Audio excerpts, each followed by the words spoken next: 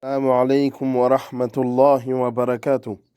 On a posé une question à Cheikh Al-Uthaymin, rahimahullah, concernant une personne qui se convertit à l'islam, mais qui était dépendant, qui buvait beaucoup d'alcool. La personne a accepté de se convertir à l'islam, mais il a posé comme condition qu'il continue à boire de l'alcool. Donc, comme nous savons, le fait que de se convertir, on dit que tous les péchés partent, comme la parole du prophète sallallahu alayhi wa sallam. Tous les péchés de ce mécréant doivent être suivis d'un pardon de tout.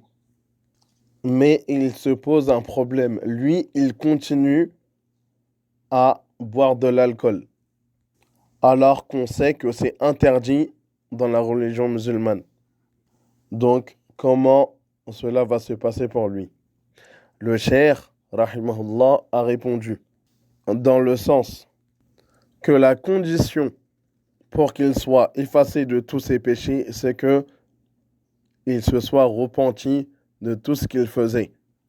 Après, si il a cette habitude qu'il n'arrive pas à l'enlever, etc., qu'il fait des efforts et qu'il fait toujours des repentirs, donc là, il pourra être pardonné.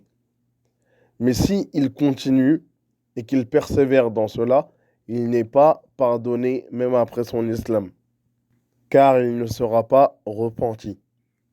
Il dit que cela est pareil même pour le musulman. Le musulman qui fait toujours un acte de désobéissance sans s'en repentir, il n'est pas pardonné, il est pris par tout ce qu'il a fait. Il a donné un exemple. C'est comme si tous les péchés de ce musulman étaient, on le divisait en 10. Il fait un repentir de ces 9 péchés et celui qui reste, il continue à le faire sans s'en repentir. Donc il sera alors attrapé pour ces 10, car c'est la condition.